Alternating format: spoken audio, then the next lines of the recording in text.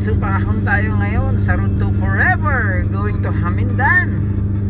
So ayan mga ka-Birchki, papakita ko sa inyo yung road widening ng kalsada na to. Grabe, napakaganda. Napakaganda ng pagkagawa, oh. Ayan, oh. So ito yung tinatawag na kalsada sa bundok. Kaya Road to Forever na tinatawag nila, oh. Ayan, oh. So approaching kami sa pinaka papuntang Hamindan Cafe to.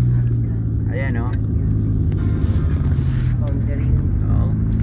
Ganda, oh. Mga ka-Birchki.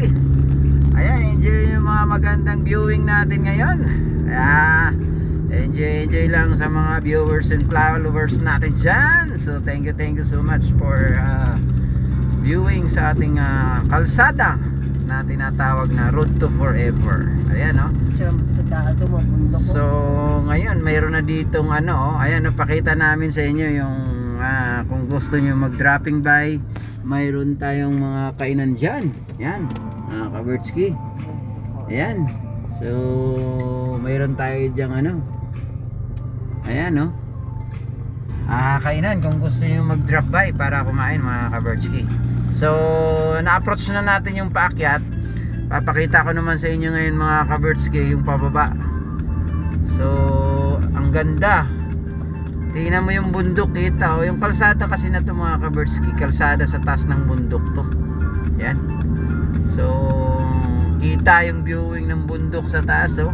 Habang nandito ka sa taas rin nagbabiyahe, yung bundok sa kabilang lugar.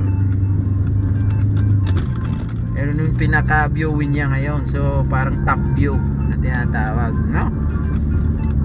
So enjoy nyo lang yung viewing, mga ka-Birchki. Ayan, may series tayong ito tatawid ng Alabang yon. So katikla ng bagsak nun ng series na blue na yan. So nakasalubong natin. Actually ito na yung pinaka shortcut, mga ka-Birchki, papuntang Iloilo, from Aklan to Iloilo, ang kalsada na to. Kaya ayan, i-enjoy ninyo ang mga viewer natin dyan, mga hilig natin mag tingin-tingin ng mga magagandang tanawin. Ayan. So papakita ko sa inyo lahat ng kalsada dito na shortcut na to na dadaanan natin mula Aklan hanggang Iloilo. Ayan, so napakaganda sa mga driver and riders natin dyan na gustong mag dropping by dito sa ating lugar na to.